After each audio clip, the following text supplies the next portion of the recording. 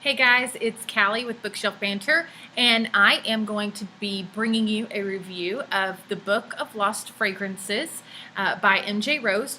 It happens to be our book of the month, and Kelly actually picked the book out. I have to say that I was not skeptical, but it doesn't seem like the right word. I was intrigued and interested, but not on like an excited scale. It was more of kind of like, I wonder how this will go. This is one of our first, I don't think it is our first, but it's not too far behind, maybe second or third, adult novel that has been chosen as our book of the month. And I don't have anything against adult novels. I do read them on occasion. I do happen to fancy the YA a little bit more.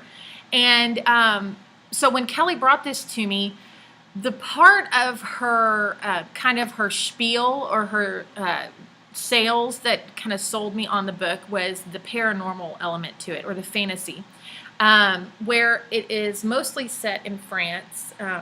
Some of it is in New York. You have a woman, I won't say a young woman, but a woman that is struggling, I guess, it's more when she finds out that her brother has been captured, or he's missing. I mean, she doesn't know if he's captured or not, or killed or what, but the main character's name is Jacques, and I really liked her.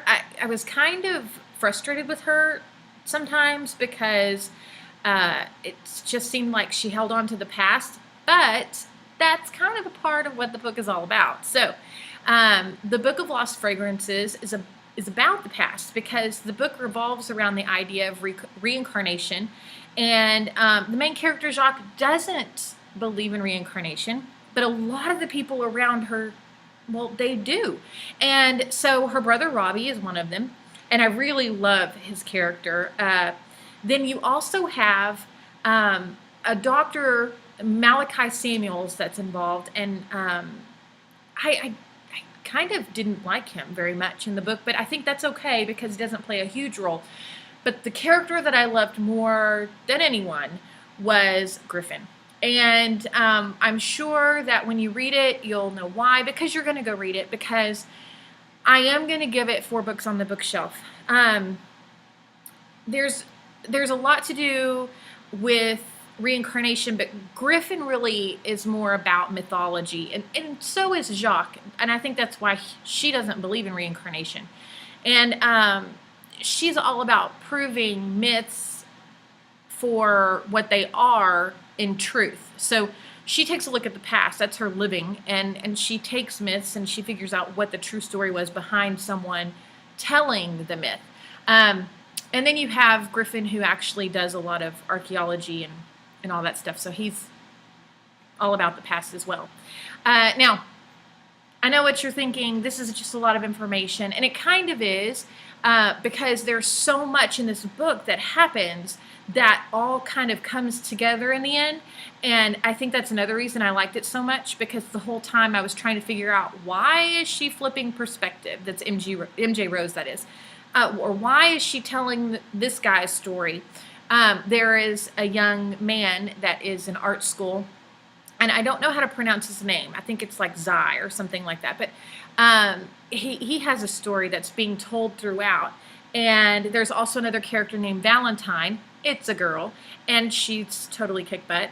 And it's one of those things where their stories intertwine with Jacques and Griffin and Robbie's story. And I really like how the author just, it kind of, where in some books it feels like pushed or pulled or forced, that's the best word. And with MJ Rose, her storytelling, it's just woven, I guess is the best way to put it. It's just folded together so nicely. And if you like the idea of this question of reincarnation, I personally don't believe in it, but the history behind all of it, all the way back into Egypt, is really just explored, and I really love that. So I think you'll really like it.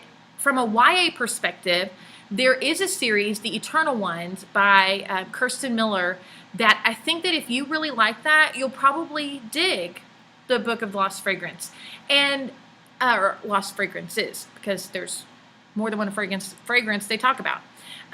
But it's just a really cool take on just the past, and I think that you guys will enjoy it.